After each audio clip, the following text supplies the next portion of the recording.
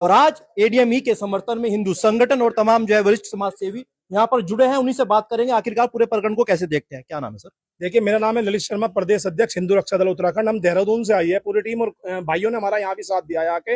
हम यहाँ एडीएम साहब के सम्मान के लिए आए हैं। हम एडीएम साहब की जो मनोस्थिति है उसके लिए आए हैं। जो रात में वो सोचते होंगे सोते समय कि मैं हिंदू हूं और मैं एक प्रशासनिक अधिकारी बन गया हूं, उन्हें घृणा हुई होगी हिंदू समाज से कि एक मुसलमान सांसद उनको सिर्फ हिंदू होने का एक वो दे रही है, सजा दे रही है। और सजा भी किस प्रकार से दे रही है? 1 तारीख की घटना है। सांसद महोदय, देखिए मेरे लिए तो महोदय है नहीं, पहली बात। सांसद इकरा हसन, एक मुसलमान सांसद इकरा हसन, सपा सांसद, वो यहाँ आती है 10 गाड़ियों से लैस होके, अपनी गुंडागर्दी के तहत यहाँ आती है और दंदनाती हुई एडीएम साहब के कार्यालय में घुसती है।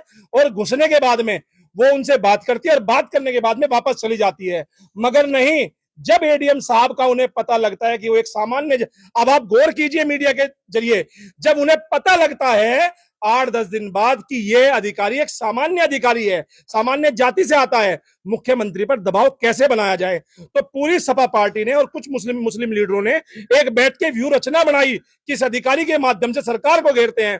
देखिए, 1 तारीख में यह घटना हुई। जब मान सम्मान की बात है तो 1 से 12 तक सांसद महोदय कहां रही? जब घटना 1 तारीख की है, 12 तारीख में सांसद महोदय का सम्मान जागता है और 12 तारीख में एक प्रोपगंडा इकरा हसन बनाती है। और उस प्रोपगंडे के तहत आज इस ईमानदार कर्तव्यनिष्ठ अधिकारी को, जो 2010 बैच का अधिकारी है, जो अगले साल डीएम बनने वाला है, आईएएस बनने वाला है, उस अधिकारी को घेरने का प्रयास कर रही है। तो हिंदू रक्षा दल और पूरा हिंदू समाज उस अधिकारी के साथ कंधे से कंधा मिलाकर खड़ा है। और इस इकरा हसन को हम बता देना चाहते हैं कि ये अगर दबाव में लेके, संख्या के दबाव में लेके, या अपनी मुसलमानियत दिखा के, सपा पार्टी का डर दिखा के अगर उस अधिकारी को दबाने का प्रयास करेंगे तो हिंदू रक्षा दल इसकी ईंट से ईंट बजा देगा। शर्मा जी, आप कैसे कह सकते हो कि हिंदू मुस्लिम का विषय है? एक जनप्रतिनिधि है, एक एमपी है। क्या लगता है इस प्रकार एक जनप्रतिनिधि के साथ एडीएमई को बर्ताव करना चाहिए, गेट आउट कर देना चाहिए? क्योंकि लगातार इकरा हसन इस बात पर अड़ी है कि एडीएमई साहब ने उनको गेट आउट कहा है। देखिए, आप शायद नहीं जानते इस इकरा हसन के पहले परिवार के बैकग्राउंड के बारे में जाइए। इसका भाई एक सीओ को धमकाता है, एक एडीएम को धमकाते हैं। बहुत इज्जतदार परिवार से नहीं आती। अगर बात इसकी करोगे, पहली बात तो एडीएम साहब ने गेट आउट कहा नहीं। ये सनातनियों की पहचान है। सनातनी बदतमीजी नहीं करते। बदतमीजी ये सबको पता है। बदतमीजी की पहल कहां से होती है? इस्लाम से बदतमीजी की पहल होती है। मैं आपके मन से, खुले मन से बोल रहा हूं। जब 1 तारीख में गेट आउट कहा तो कहां तक वो बात बैठती थी? 12 तारीख में उनका सम्मान जागा है। एक सांसद को अगर गेट आउट बोला है तो 2 तारीख में कार्रवाई कराती, 3 तारीख में कार्रवाई कराती। देखिए, चुनाव का माहौल है, सांसद महोदय। दूसरी बात, जब ये सांसद सभी की सांसद है, उन्हीं के क्षेत्र में कैराना में एक हिंदू आदमी को 150 चक्कू मारे गए, उनके घर नहीं गई है। क्या बात, हिंदू मुसलमान नहीं करती तो यहाँ क्या करने आई थी? जब आपका विधानसभा लोकसभा क्षेत्र नहीं है, क्या यहाँ के सांसद इस मामले को नहीं देख सकते थे?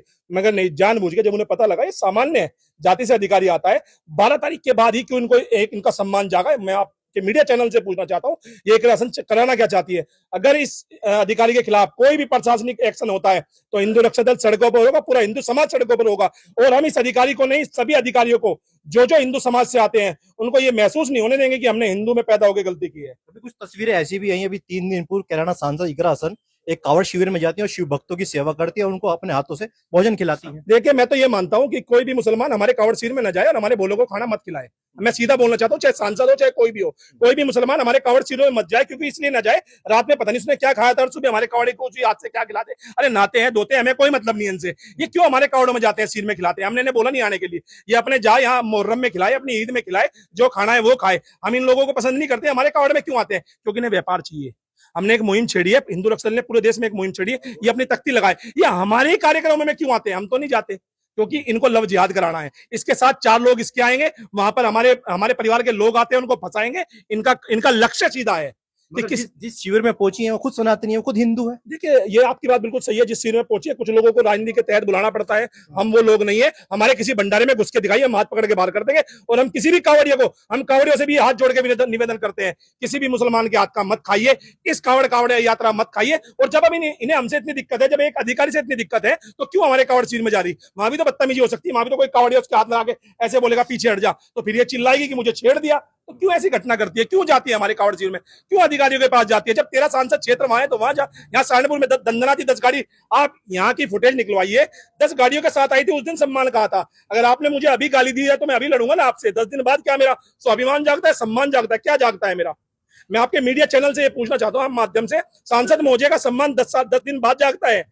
उनका भाई एक डीएम को भगाता, एक डीएम को गाली देता है, उनका भाई एक एसडीएम से बदतमीजी करता है, रोड पे चोरी की गाड़ी चलाता है, जब एसडीएम महोदय सामने एसडीएम रोकते हैं तो उनके साथ बदतमीजी करता है, उसके खिलाफ मुकदमा दर्ज होता है। तो क्या ये बदतमीजी नहीं थी? इनका परिवार करे तो वो तमीज। और हमारे लोग, पहली बात तो एडीएम साहब ने की नहीं, बहुत ही सच्चे और कर्तव्यनिष्ठ, मैंने आज तक एडीएम साहब से कोई सुना नहीं है, ना देखा है, ना बोला है, पर जो उनके बारे में समझा है, जो उनके बारे में लोगों से हमने यहाँ पर व्यू रचना ली है, पूरा बात की है, उन्होंने यही बताया बहुत ही कर्तव्यनिष्ठ अधिकारी है और सिर्फ एक जाति, सामान्य जाति से आने के कारण वो ये दंड झेलने के लिए तैयार है, क्योंकि इनको एक मुद्दा चाहिए, इनको मुख्यमंत्री साहब को घेरने का, भाजपा को घेरने का मुद्दा चाहिए, और मुद्दे के चक्कर में हम एक अधिकारी की बलि नहीं चढ़ने देंगे। शर्मा जी, आखिरी सवाल, क्या अभी लड़ाई एक धर्म विशेष की रह गई या फिर एक एडीएम एक से जुड़े एक प्रशासनिक अधिकारी के मान सम्मान की लड़ाई है? देखिए, ये मान सम्मान की लड़ाई नहीं है, ये एक धर्म विशेष की लड़ाई नहीं है, ये लड़ाई है सनातन की। ये लड़ाई है जो सनातन में बच्चे रहते हैं, उनकी लड़ाई है। वो एडीएम बनते हैं, कल को उनके साथ ये घटना होगी तो वो बच्चे कहां जाएंगे? हमारे बच्चे तो अधिकारी बनना बंद कर देंगे। जब एक सांसद महोदय मीडिया के माध्यम से कहेगी वो संसद में आके माफी मांगे, तो हमारा जूती माफी मांगता है। हम अपने अधिकारी को बोलना चाहते हैं कि अगर आपको इससे माफी मांगनी पड़ेगी तो ये हमारे लिए मरने बराबर बात होगी। हमारी जूती माफी मांगती है सांसद से, और इकरा हसन से ऐसी नौकरी बाहर में जाए। मैं एडीएम साहब से भी कहना चाहता हूं, अगर आपको सम्मान गिरा के नौकरी बचानी पड़े तो मत बचाना, नौकरी छोड़ के चले जाना। हम सब सनातनी भाई आपके साथ खड़े हैं, नौकरी कोई जरूरी नहीं है, जमीर जिंदा है, क्योंकि आपने गलत नहीं किया है। अगर आपने माफी मांगी तो इसका मतलब आपने गलती की थी, और हमारे एडीएम साहब सच्चे